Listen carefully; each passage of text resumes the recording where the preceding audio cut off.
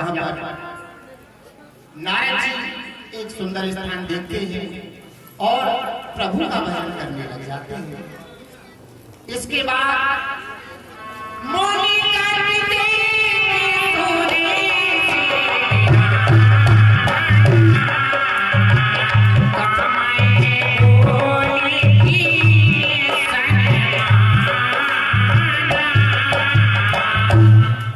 जब नारद जी प्रभु का भजन कर रहे थे तो देवराज इंद्र का सिंहासन हिलने लग जाता है। क्यों? कि प्रभु के नाम में बहुत बड़ी शक्ति है। जब इंद्र का सिंहासन हिलने लग जाता है तो वो अपने दूतों को भेजता है, कामदेव आदि मृत्यु लोक में चले जाते हैं और अपनी माया से नारद जी की तपस्या भंग करने की कोशिश करते हैं, लेकिन नहीं होती। उसके बाद क्या होता है? आप अच्छा प्रेम से बैठ जाए, खड़े ना हो।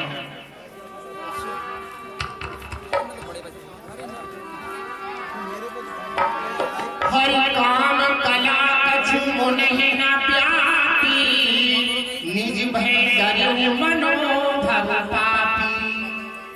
सहित सहाय सभी तीरथ मान हार मन बे, गए जाय मुनि चरण तब के आरत बे। हरि भय नारद मन कछु होता, कहि बचन काम कर होता।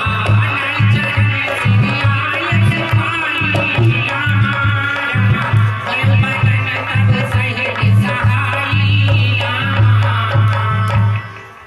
कामदेव अपनी माया की रास्ता भैया थोड़ा पेचकस जरूरत होती है तो कामदेव नारद जी के चरणों में गिर पड़ता है कि हे नारद जी, मैं आपकी शरण में हूँ। आपकी तपस्या से मेरे मित्र देवराज इंद्र का सिंहासन हिल गया था, लेकिन मैं तुम्हारा कुछ भी नहीं कर सका। मैं तुम्हारी शरण में हूँ। नारद जी एक बार तो क्रोधित होने को हुए थे, लेकिन फिर कुछ मन में धैर्य रखा।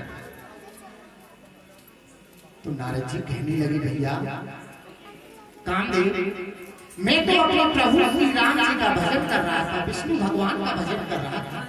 मुझे तुम्हारे इंद्र के सिंहासन से क्या लेना है? इसके बाद कामदेव वहां से लौटता है।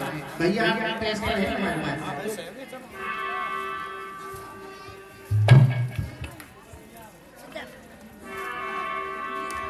हरि मुनि से शीलता पन करी, सुरपत सभा जाई सब बरी। तब नारद गगने शिव, अरे तब नारद गगने शिव पाई। जिता काम वही मित्र मन। लेकिन नारद जी ने कामदेव से कुछ नहीं कहा। उनके मन में अवमान उत्पन्न हो गया। अवमान, क्योंकि अवमान बहुत बुरी चीज है। आज देखते हो किसी के पास बहुत पैसा बढ़ जाता है तो उसको भी अवमान हो जाता है। इस प्रकार नारद जी को अवमान हो जाता है और वो शंकर भगवान के पास जाता है और शंकर भगवान के पास जाकर कहता है कि मैंने कामदेव को जीत लिया।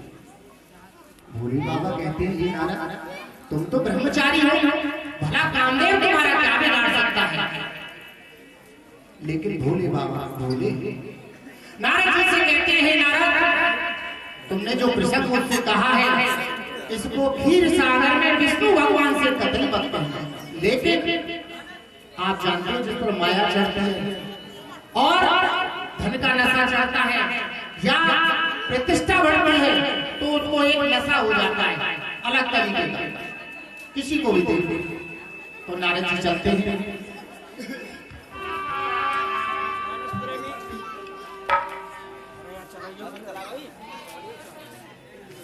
मानस प्रेमी सज्जनों, इस प्रकार भगवान श्री लक्ष्मी नारायण जी के परम भक्त नारद जी आसमान से वशीभूत होकर के और जाते हैं। भगवान श्री लक्ष्मी नारायण जी को जब पता चलता है तो उनका किस प्रकार से अभिमान दूर करेंगे वो आपको व्यास जी बताएंगे। अभी अभी हमारे आज के रामलीला महोत्सव के जो 136 में वार्षिक महोत्सव का उद्घाटन करने के लिए हमारे लोकप्रिय विधायक श्याम सुंदर शर्मा, पूर्व मंत्री उत्तर प्रदेश सरकार आने थे, लेकिन दुर्भाग्यवश उनकी स्वास्थ्य में बुखार की वजह से कमी आ गई और वो नहीं आ सके। उन्होंने अपने उत्तराधिकारी के रूप में और हमारे होनहार युवा श्री चौधरी लक्ष्मण सिंह जी गुलालपुरिया उनको भेजा है और अपना जो तन मन धन का जो मंत्री जी का सहयोग रहता आया है हमेशा से, राम जी की उन्होंने हमेशा सेवा की है, उसी तारतम्य में 11,000 रुपए की धनराशि राम जी के चरणों में भेंट की है। हम प्रभु श्री राम जी से प्रार्थना करेंगे कि मंत्री जी के स्वास्थ्य में जल्दी से जल्दी सुधार करें और अपने रामलीला प्रबंध समिति के अध्यक्ष महोदय श्री मेघश्याम तिवारी जी से निवेदन करेंगे कि वो हमारे होनहार युवा समाज सेवी चौधरी लक्ष्मण सिंह जी गुलालपुरिया का माल्यार्पण करके और दुपट्टा उड़ा करके स्वागत करें श्री मेघश्याम तिवारी।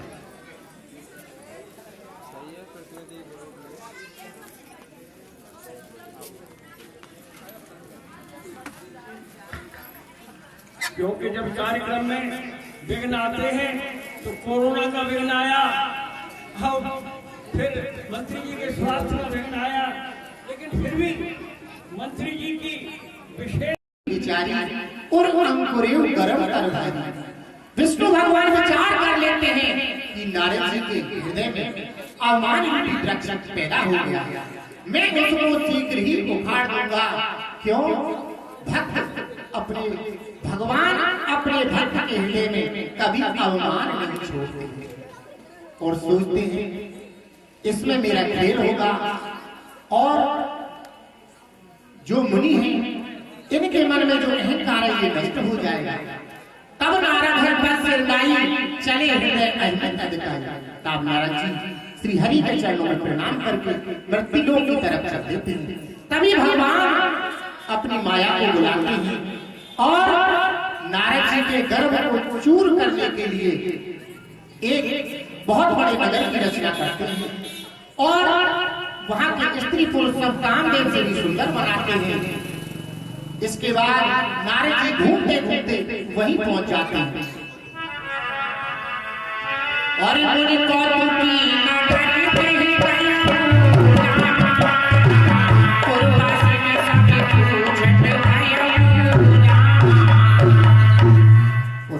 से पूछते पूछते नारद जी उसी नगर में पहुंच जाते हैं जिसके राजा सील थे और अपनी कन्या विश्व मोहिनी का विवाह कर रहे हैं। जब दूत उनको समाचार देते हैं तो सील मुनीश्वर जी को अपने दरबार में ले आते हैं और अपनी कन्या विश्व मोहिनी की हस्तरेखा दिखाते हैं। नारद जी कुछ बातों को सही बताते हैं, कुछ को बनावटी बता देते हैं। अरे देवी रूप मन बेरा बिसारी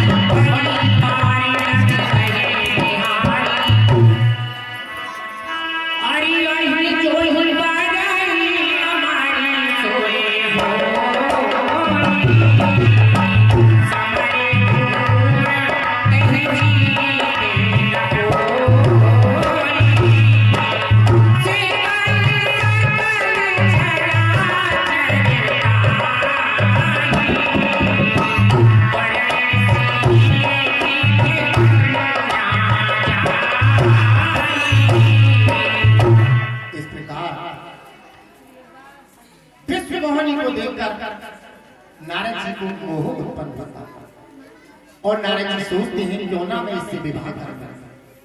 जब नारद जी के मन में विचलता आ जाती है तो फिर वो क्या कहते हैं?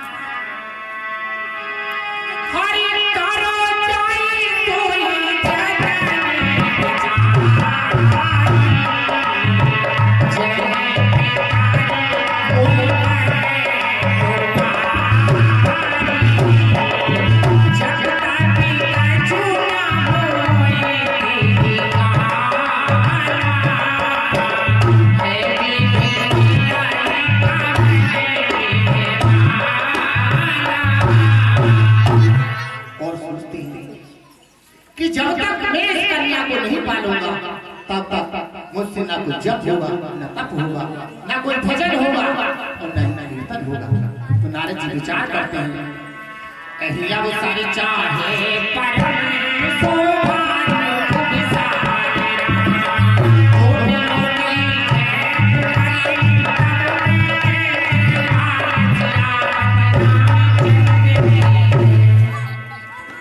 इसके बाद नारद जी सोचते हैं इस संसार में विष्णु भगवान के सिवा मेरा कोई हितैषी नहीं है, इसलिए अब मुझे चलना चाहिए और हरि शरण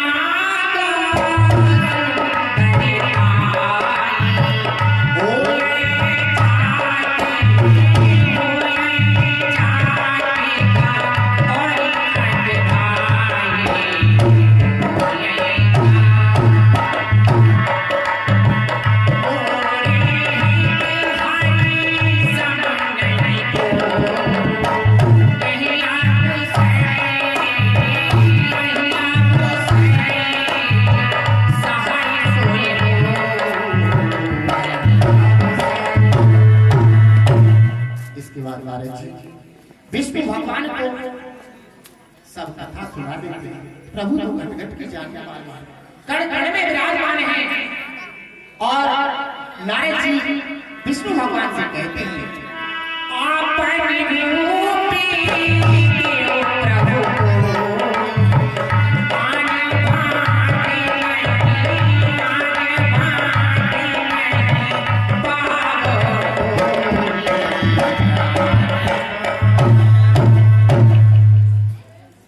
प्रभु कहते हैं, प्रभु आप घट-घट की जानने वाले, हे भगवान आप मुझे अपना ये सुंदर रूप दे दीजिए। हरि जय विधि नाते होए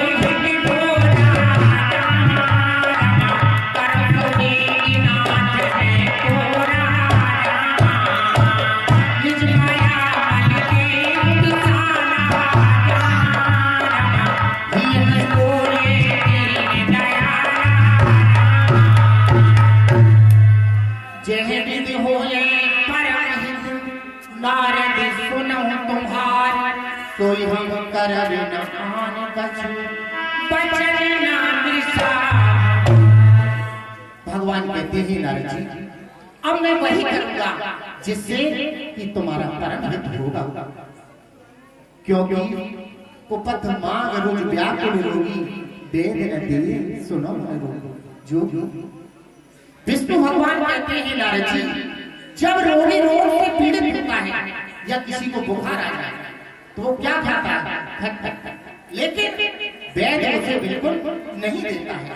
इसी प्रकार जैसे वैद्य रोगी को पत नहीं देता है, मैं भी तुम्हारा हित करूंगा, तुमको कुछ गलत नहीं करने दूंगा। माया दिवस भय मुनि मूड़ा समझी नहीं हरि गिरार बूढ़ा। ये माया बड़ी ठंडी होती है, जिस पर सवार हो जाती है उसको अंधा बना देती है। एक धन नीति से आता है और दूसरा आता है अनीति से। जो धन अनीति से आता है ना वो मनुष्य को अंधा कर देता है, उसको कुकर्म में डाल देता है। और जो नीति के द्वारा आता है वो भगवान की कथा, हरि कीर्तन, भागवत, राम कथा ऐसे पुण्य कार्य में लगता है। तो नारद जी भगवान की बात को नहीं समझे और अपना बंदर का रूप बना के दे देते हैं और नारद जी फिर वही स्वयंवर में आ जाते हैं। लेकिन विष्णु मोहिनी उनकी तरफ नहीं देखती है और विष्णु भगवान विष्णु मोहिनी को ले जाते हैं।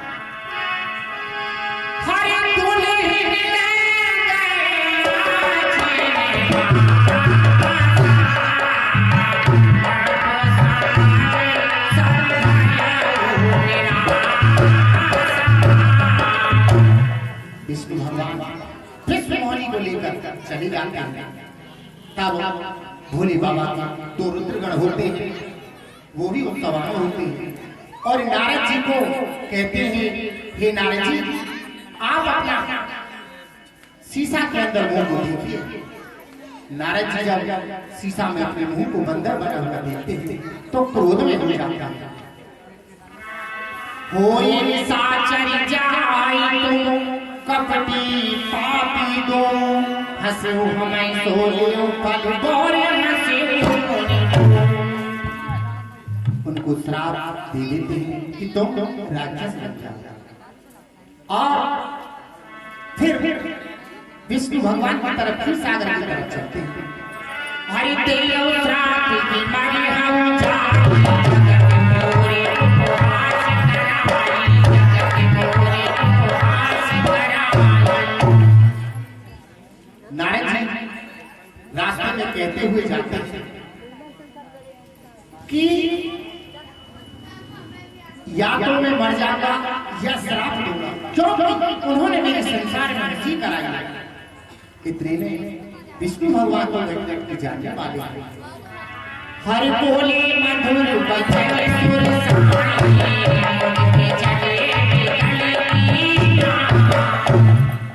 विष्णु भगवान कहते हैं नारद जी किस तरह व्याकुल होकर कहाँ जा रहे हैं।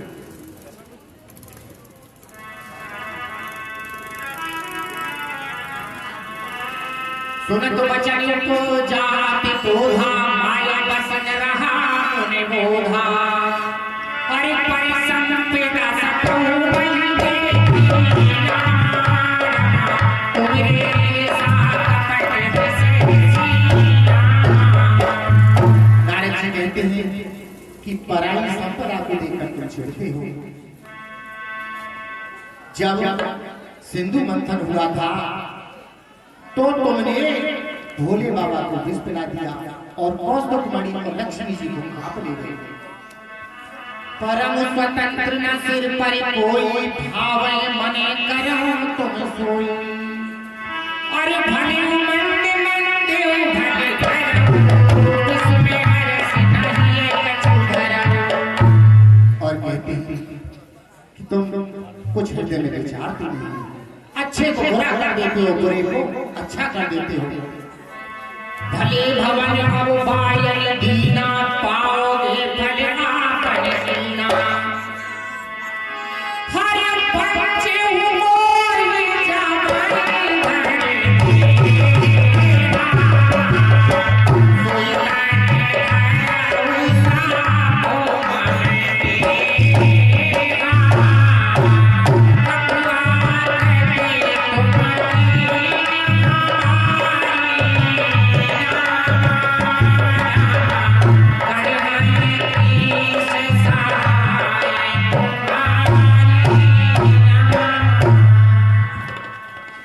कोई कहते हैं जिस रूप से तुमने मुझे छला, तुमको वही रूप धारण करना पड़ेगा। और तुमने जो मेरी आकृति बंदर की बनाई, ये बंदर तुम्हारी सहायता करेंगे। मम अपकार इन तुम भारी, नारी बिरह तुम हो दुखारी। जैसे मैं नारी की बिरह में व्याकुल हूँ, ऐसे तुमको भी नारी की बिरह में व्याकुल होना पड़ेगा। तुम्हारी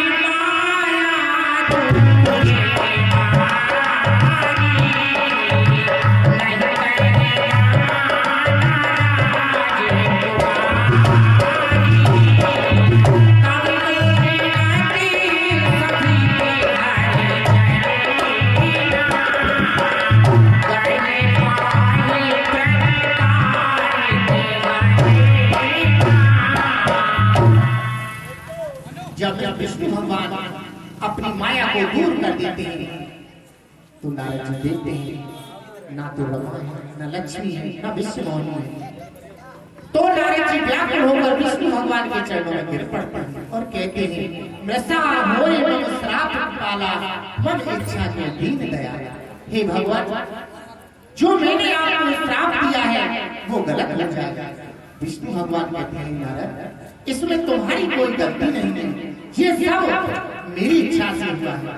नारद जी फिर कहते हैं मैं दुर्वचन कहीं बहु तेरे, कहे मुझ पाप मिटाई के मेरे। हे प्रभु, मेरे आवेश में आकर आपसे बहुत दुर्वचन कही। हे भगवान, मेरा ये पाप कैसे खत्म होगा?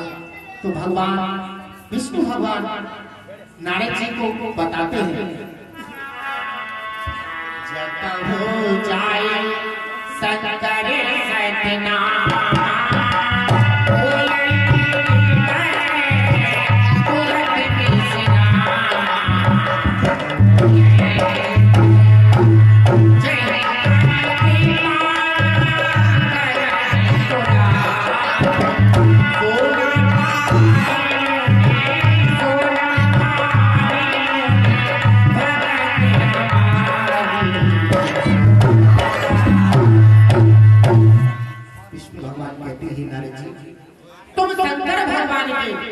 नामों का जाप करो जिससे तुम्हारे हृदय को तसल्ली मिलेगी। क्यों कि शंकर भगवान के समान मेरा कोई भी प्यारा नहीं है। इस प्रकार संत नारद जी विष्णु भगवान से विदा लेकर चलते हैं तो रास्ते में भोले बाबा के गण उनको मिलते हैं और नारद जी के चरणों में गिर पड़ते हैं। हे नारद जी उनको क्षमा कर। नारद जी कहते हैं ओ साचर जाओ तुम कपटी पापी दो, ओ साचर दाई तुम दो, मैं विपुल तेज बल हूं। नारद जी कहते हैं गणो तुम राक्षस तो बनोगे लेकिन बहुत ही बलशाली और तेज बनोगे। तुम्हारे कारण विष्णु भगवान अवतार लेंगे और उनके हाथों से तुम्हारा उद्धार होगा। इस प्रकार नारद जी आगे जाकर के रावण और कुंभकर्ण रहते हैं। हर बाड़ी खले बल तोड़ जुआ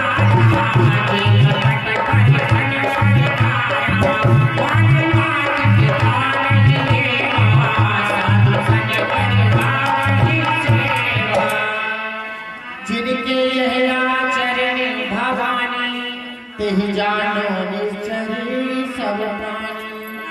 अठसैते के धर्म के गिनाने परनो सभी पे धरा गुमान।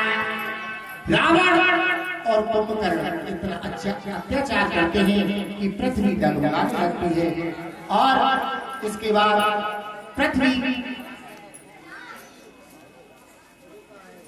देवता की शरण में जाती है गौ का रूप बनाकर। इसके बाद सभी देवता ब्रह्मा जी के पास पहुंचते हैं। ब्रह्मा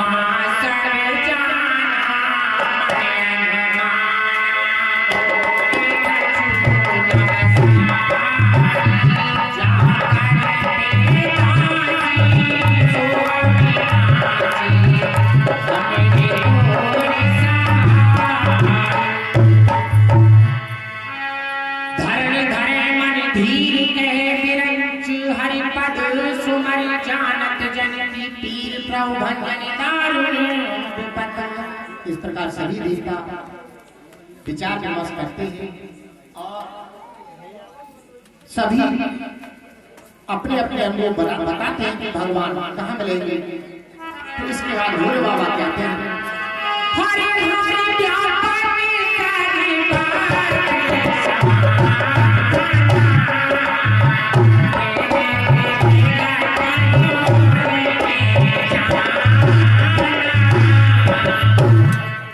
भोले बाबा कहते हैं देवताओं प्रभु सब जगह व्याप्त हैं।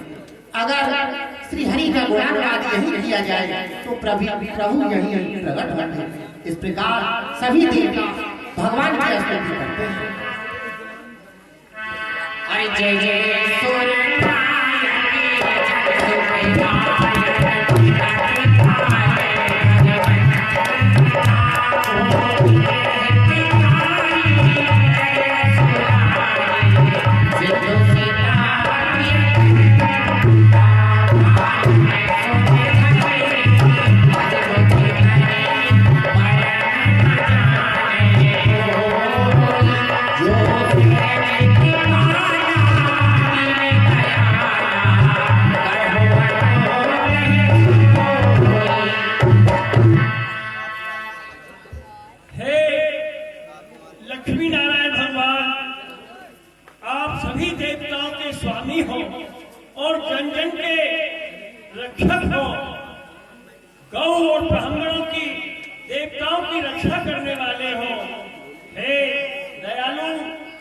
सभी देवता आपकी शरण में है, आप हमारी रक्षा करें। आपकी जय हो, जय हो।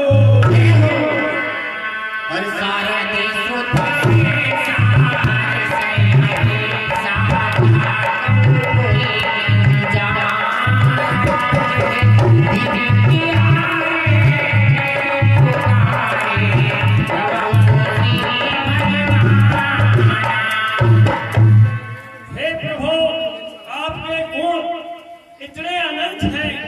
सहस्त्रों शेष और सहस्त्रों सरस्वती माँ भी अगर गुणगान करें तो आपके गुण गाए नहीं जा सकते हैं। हे प्रभु, वेद ऐसा कहते हैं कि आप दीनों के रक्षक हो और दुष्टों के भक्षक हो। हे प्रभु, आप हम सभी देवताओं की करुण पुकार सुन करके हमारी रक्षा करो। आपकी जय हो, जय हो, जय हो।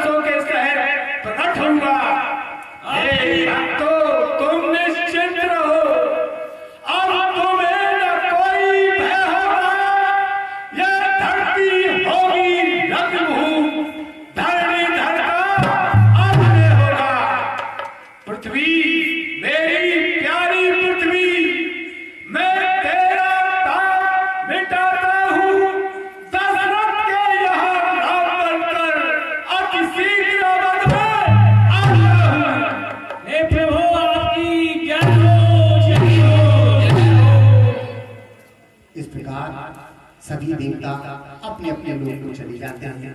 आज की लीला का विश्राम यही होता है। कल रामचंद्र की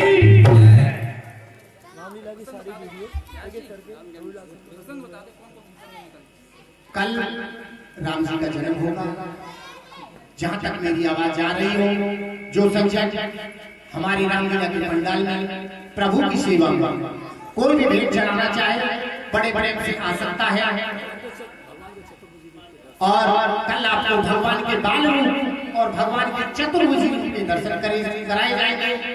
और ये प्रोग्राम जो रामलीला पंडाल शेरगढ़ में चल रहा है उसको तुम YouTube पर घर बैठे हुए डोरीलाल शर्मा YouTube पर डोरीलाल शर्मा के नाम से सर्च कर देख सकते हो। ये आपको प्रत्येक दिन का प्रोग्राम YouTube पर मिल जाएगा। जय श्री राम।